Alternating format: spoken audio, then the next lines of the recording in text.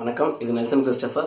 வாய் இல்லைனா உங்களை நாய் கூட மதிக்காது அப்படின்னு நிறைய பேரை பார்த்து சொல்லியிருக்கலாம். அந்த மாதிரி நிறைய பேர் என்னை பார்த்து சொன்ன ஒரு காரியம் அந்த லைன், வாய் இல்லைனா நாய் கூட ஒன்று மதிக்காதுன்னு.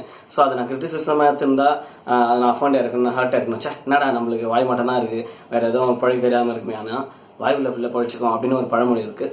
ஸோ அதை பேஸ் பண்ணி உருவாக்கப்பட்ட ஒரு சேனல் தான் இது.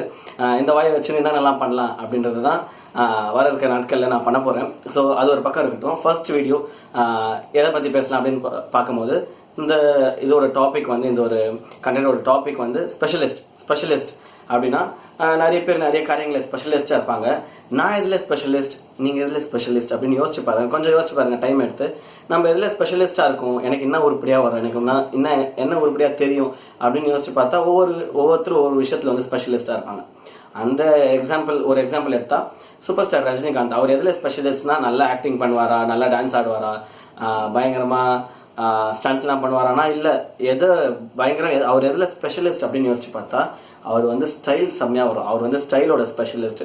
ஸ்டைலு தான், இது சூப்பர் ஸ்டைலு தான் ஒரு பாட்டே ஒரு மனுஷனை பற்றி எழுதியிருக்குன்னா யோசிச்சு பார்த்தா அவர் ஸ்டைலில் ஸ்பெஷலிஸ்ட்டுங்க. அவர் கண்டக்டராக இருந்த காலகட்டத்திலேருந்து இப்போ பேட்டை வரைக்கும் எதில் அவர் செம்மையாக பண்ணார், எதை அவர் இம்ப்ரூவைஸ் பண்ணிக்கிறாருன்னா ஆக்டிங், டான்ஸ். அதெல்லாம் காட்டில் டான்ஸ்லேயுமே சும்மா அப்படி சொடக்கு போட்டால் விசில் பறக்குது, ட்ரெய்லருக்கே அவ்வளோ லைக்ஸ். எங்கே இதெல்லாம் ஏன் ஒரு மனுஷனுக்கு எப்படி சும்மா கத்தியை சுற்ற விட்டா அதை நம்ம ஏற்றுக்கிறோம், துப்பாக்கி அப்படி சுற்றி விட்டா அது போய் ஒருத்தரை சுட்டு திருப்பி வருது. இதெல்லாம் வேறு யாருன்னா பண்ணால் சிரிச்சிடும். பட் ரஜினி பண்ணால் ஒத்துக்கணும், ரஜினி சார் பண்ணால் ஒத்துக்கணும். Reason style. அவரோட ஸ்டைலை வந்து இந்த காலகட்டத்தில் இந்த வயசுலையும் நம்மளால் ஏற்றுக்க முடியுது. அவர் வந்து ஸ்டைலில் வந்து அவர் ஸ்பெஷலிஸ்ட். அந்த மாதிரி ஒரு ஃபேமஸ் ஸ்டோரி இருக்குது ஹிஸ்ட்ரியில், டேவிட் அண்ட் கோலியாத். அது வந்து எல்லாருக்குமே தெரியும் அந்த ஸ்டோரி. ஒரு டேவிட்ன்ற ஒரு சின்ன பையன், ஒரு ஷெப்பர்ட் பாய் வந்து ஒரு பெரிய ஜெயண்ட்டை வீழ்த்தினார்னு. அதில் வந்து அவர் வீழ்த்துறதுக்கு முன்னாடி அந்த ராஜா வந்து அவர்கிட்ட ஒரு சில காரியங்கள் கொடுத்து அனுப்பார். இந்தாப்பா, இதெல்லாம் இந்த ஸ்வாட் எடுத்துக்கோ, கத்தி எடுத்துக்கோ, ஷீல்டு எடுத்துக்கோ, இதெல்லாம் தான் பேட்டிலுக்கு தேவை. ஆனால் அவர் என்ன சொல்லுவார்னா, பேட்டிலுக்கு வந்து இதெல்லாம் தான் தேவை, பட் இது எனக்கு பத்தலை, இது எனக்கு வராது, இது எனக்கு பழக்கம் இல்லை, எனக்கு என்ன பழக்கம் இருக்கும், எனக்கு என்ன தெரியுமோ அதை வச்சு நான் போகிறேன்னு சொல்லிட்டு 5 கூழாங்கல் எடுத்துன்னு போவார், ஒரு கவனம் எடுத்துன்னு போவார். அதை வச்சு ஒரே கூழாங்கல்ல வீழ்த்திட்டு வருவார். அவருடைய கத்தி எத்தி அவர் கழுத்தை விட்டு வந்துடுவார். இது வந்து ஹிஸ்ட்ரி.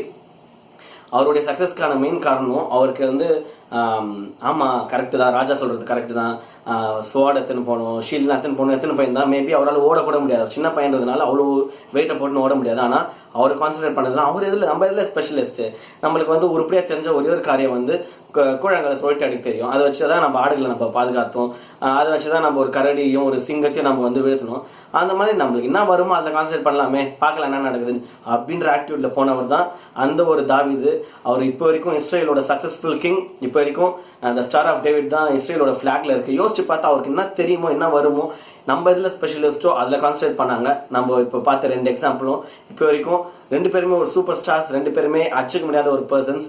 அந்த மாதிரி யோசிச்சு பார்த்தா உங்களுக்கு என்ன தெரியும், எனக்கு என்ன தெரியும் அப்படின்னு நம்ம யோசிச்சு பார்க்கலாம். நம்ம இதில் ஸ்பெஷலிஸ்ட் அப்படின்னு யோசிச்சு பார்த்தா நிறைய பேருக்கு வந்து மெமரைஸ் பண்ண தெரியும் நிறைய காரியங்களை. நீங்கள் அதில் ஸ்பெஷலிஸ்ட்டாக இருக்கலாம். நிறைய பேர் வந்து இன்வென்ட் பண்ணுவாங்க, சின்ன விஷயங்களை வந்து நோண்டி பார்த்து அதில் வந்து இன்வென்ட் பண்ணுவாங்க. சின்ன காரியங்களை கூட ஒரு சிம்பிளாக யோசிச்சு பார்த்தா ஒரு ரிமோட்டில் ஆரம்பிச்சு, ஒரு கம்ப்யூட்டரில் ஆரம்பிச்சு நிறைய பேர் வந்து இன்வென்ட் பண்ணுவாங்க, சின்ன டிஸ்கவர் பண்ணுவாங்க.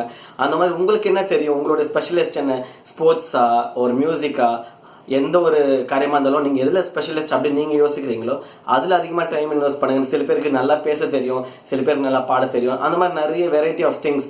எதில் நீங்கள் ஸ்பெஷலிஸ்ட்டோ அதில் அதிகமாக இன்வெஸ்ட் பண்ணுங்கள். அதை பற்றி சிந்திங்க, அதை பற்றி யோசிங்க, அதை ப்ராக்டிஸ் பண்ணுங்கள். வர இருக்க நாட்களில் நீங்கள் அந்த ஒரு ஸ்பெஷலிஸ்ட்டாக நான் இதில் ஸ்பெஷலிஸ்ட் அப்படின்னு யோசிக்கிற காரியங்களில் நீங்கள் டைம் இன்வெஸ்ட் பண்ணி வரும்போது அதுக்கான சான்சஸ் உங்களுக்கு கிடைக்கும் போது, அதுக்கான ஆப்பர்ச்சுனிட்டிஸை நீங்கள் ஃபேஸ் பண்ணும் போது கண்டிப்பாக நீங்கள் பெரிய ஆள் ஆவீங்க. சொல்லப்போனால் இந்த டேவிடாக இருக்கட்டும், ரஜினிகாந்த் சாராக இருக்கட்டும், what ever it may be, எல்லாருக்குமே ஆப்பர்ச்சுனிட்டிஸை இவங்க தேடி போல, இவங்களை தேடி ஆப்பர்ச்சுனிட்டி வந்துச்சு. அதுதான் உண்மை. பட் அவங்களுக்கு தெரிஞ்ச அந்த ஒரு விஷயத்த அவங்க உருப்படியாக செஞ்சதுனால ஆப்பர்ச்சுனிட்டி வரும்போது அதை they grab the chance and opportunity. So இப்போ வரைக்கும் அவங்கள பற்றி பேசிகிட்டு இருக்கோம். உங்களுக்கான ஸ்பெஷலிஸ்ட், நீங்கள் எதில் ஸ்பெஷலிஸ்ட், உங்களுக்கான விஷயம் என்னன்றதை நீங்கள் யோசிங்க. வர இருக்க நாட்களில் அது உங்களுக்கு அது கைக்கூடி வரும்போது அதன் மூலிமா உங்களால் என்ன பண்ண முடியுதுன்னு பார்க்கலாம். So thank you. இதுதான் ஷேர் பண்ணணும்னு ஆசைப்பட்டேன். இது நெல்சன் கிறிஸ்டோபர்.